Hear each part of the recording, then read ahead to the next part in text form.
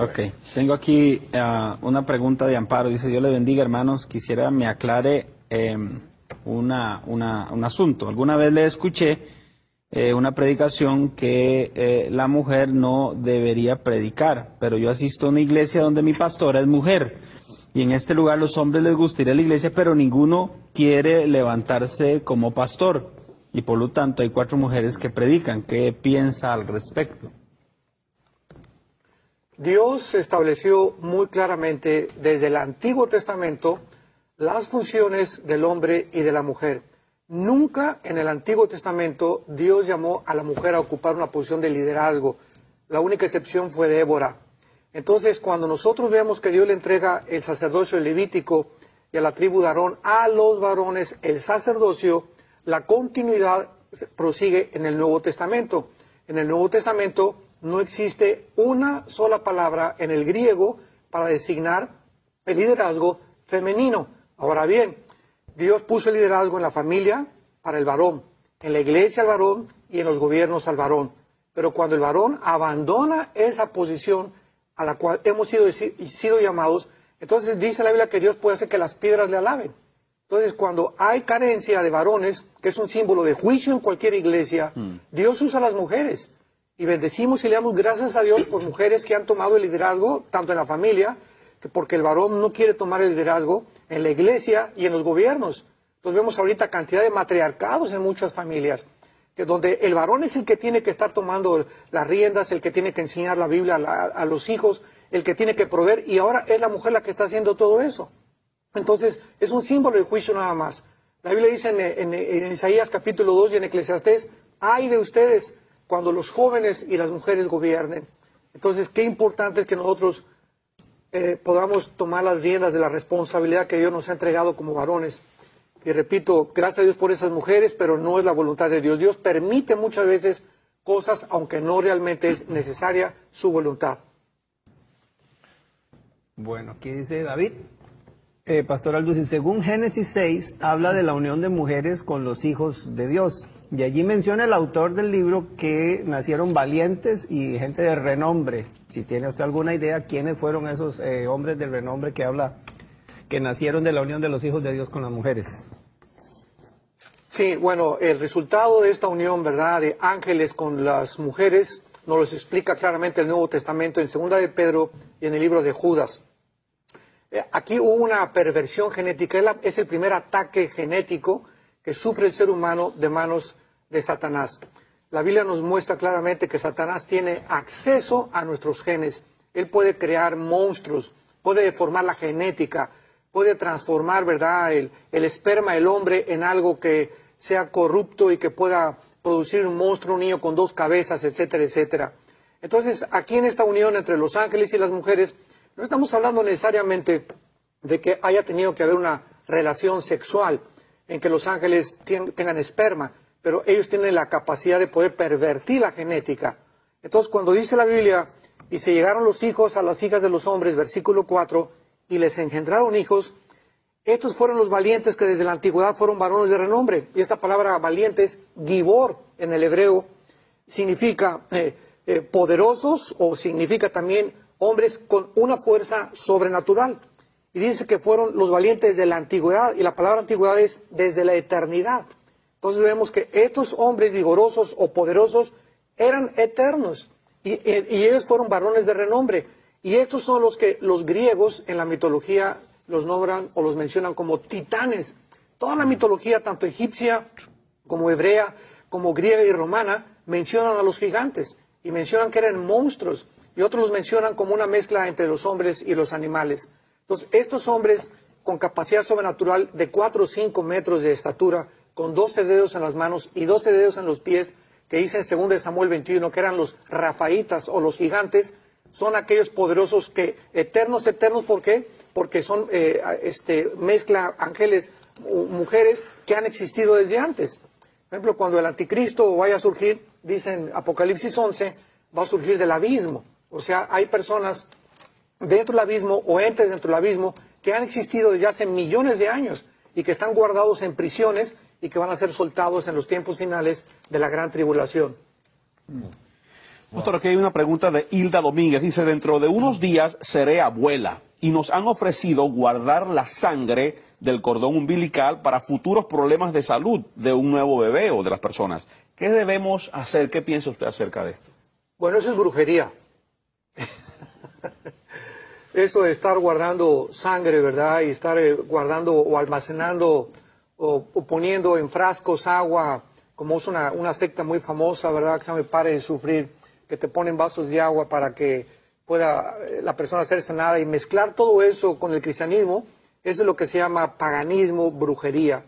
Entonces no creo que ninguna de esas cosas un cristiano las deba de hacer. Pero estamos hablando de las células madres que guardan. ¿Usted considera también eso? Los médicos que le guardan el cordón umbilical, que parece que las células madres. No como criogénico. Si tú mencionaste la sangre.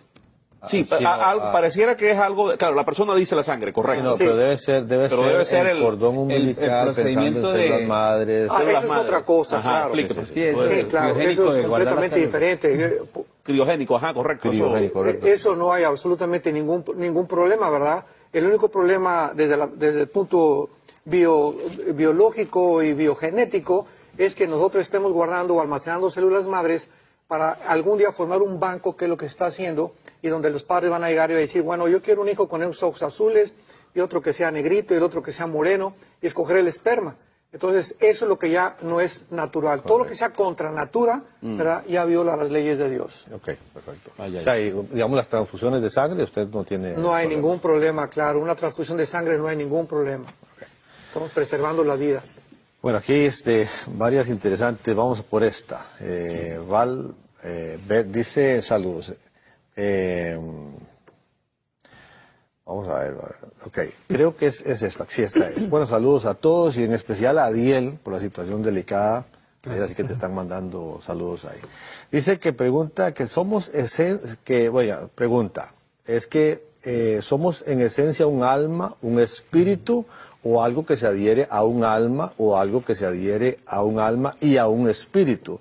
Según he escuchado, si al morir una persona va al infierno, se va su alma, pero si se va al cielo, que si se va el alma y el espíritu, de acuerdo a sus estudios, ¿qué somos? Muy bien. La Biblia, gracias a Dios que nos revela también este misterio de los elementos con los que está formado el ser humano.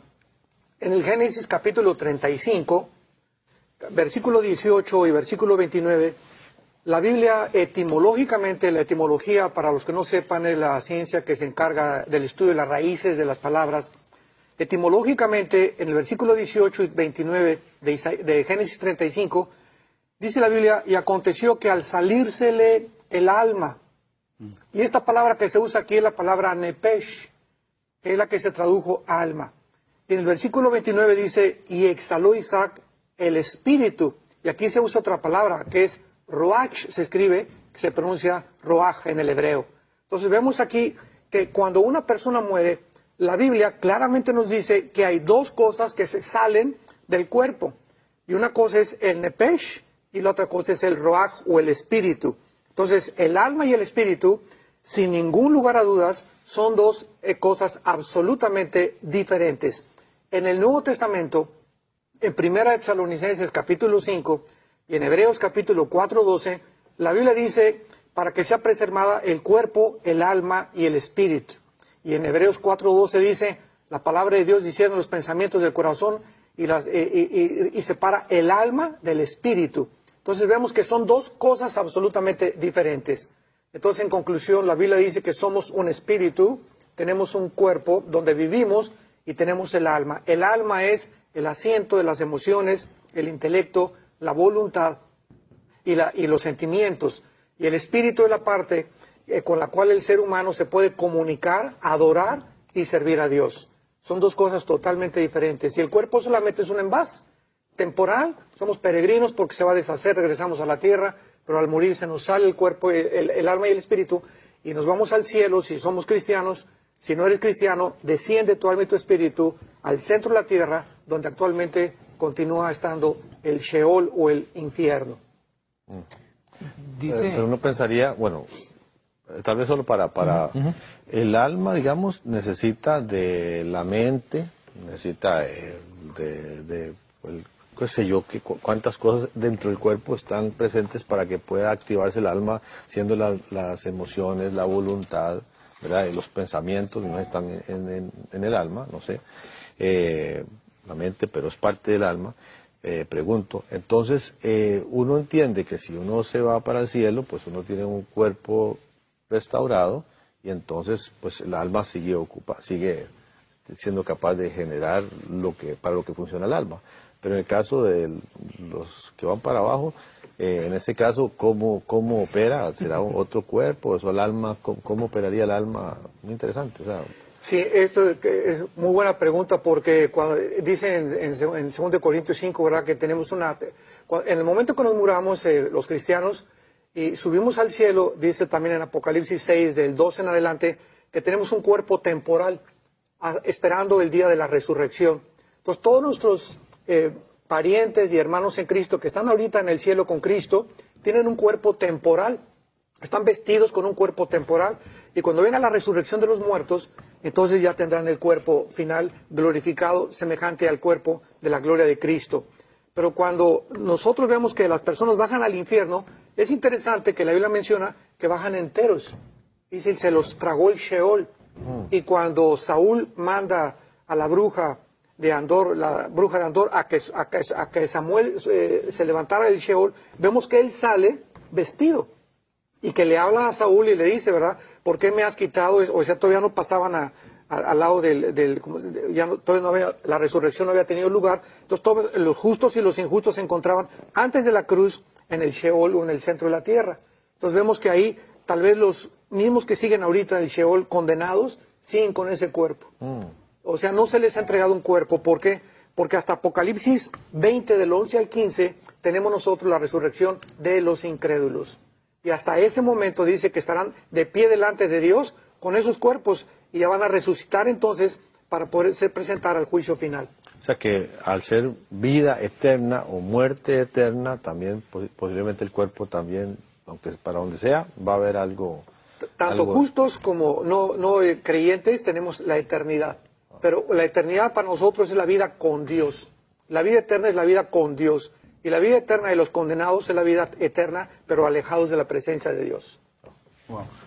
Pero veo bastante preguntas aquí relacionadas. No sé si hay un comentario breve sobre el asunto de lo del renuncia, si hay del Papa, si hay alguna versículo bíblico, pregunta a alguien, otra persona pregunta si hay algún impacto espiritual debido a que en esa parte de la iglesia cristiana